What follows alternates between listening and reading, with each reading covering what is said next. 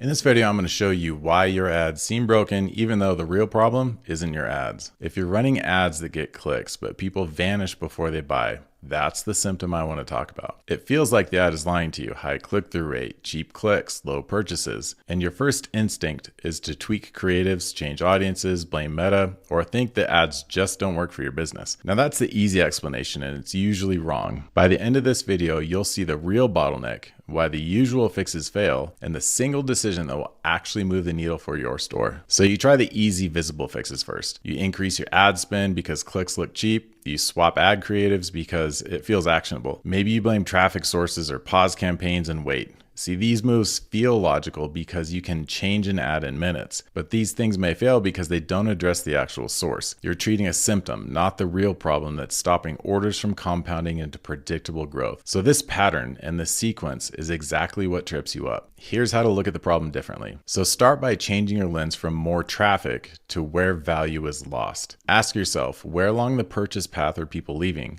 And what's telling me that's the bottleneck? Look at where there are massive drops between funnel steps, from landing page to product view to add to cart to checkout, and checkout to payment. Plus, how many people go back to their cart later, and whether emails or ads are retargeting those people that almost bought. This is the exact diagnostic order I use. Purchase first, then product pages, then back-end retention systems. And only after I do that do I treat acquisition as the lever to pull to scale. Sequence is absolutely crucial here. Let me give you a concrete example so this lands. Imagine your ad drives 1,000 people to your site. The ad looks great because click-through rate is solid and cost per click seems fine. But when you break those 1,000 sessions into steps, you'll find 800 land on your product, 200 add to cart, and 20 complete their purchase. You see just 20 purchases and blame the ad. But the real story is the 600 people who made it to product pages that didn't add to cart. That gap points you to product page, which means product clarity, pricing, images, trust, or on-page experience, not the ad itself. See, the ad did its job. It got people to your website. It's something after the click that failed to capture people,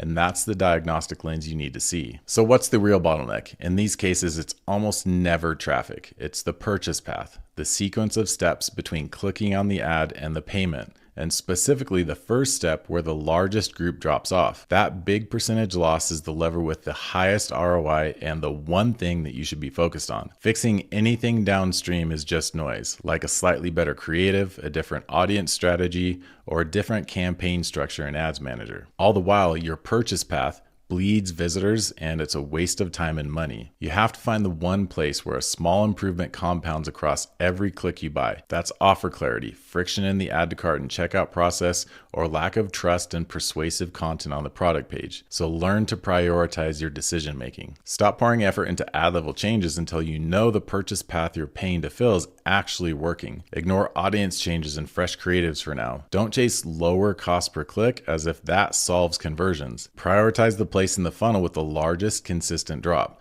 That decision to pause scaling and diagnose the purchase path reorders your work in a way that actually produces compound gains later. This is what separates a waste of time from doing things that actually grow your business. So what should you do first? The correct move is a focused funnel audit, not updating your ads. So map the entire funnel from sessions to product views to add to carts to checkout initiated to purchase. And for the next week, just collect the numbers at each step for your ad traffic. Don't rebuild your pages yet. Don't invent dozens of experiments is to waste your time. Just measure where the biggest percentage of people are being lost, and then pair that number with supporting data. Things like cart abandoned emails opened, or session recordings on product pages, or heat map evidence of confusion by the customer. Microsoft Clarity is a tool I love for session recordings and heat maps. So that's the first move. Find the step with the largest repeatable loss and confirm it with Microsoft Clarity. This gives you a clear, prioritized place to invest time and design tests that matter. Here's a few practical clarifications so you make the right decision. So if the big loss is on the product pages, the constraint is your images, its trust,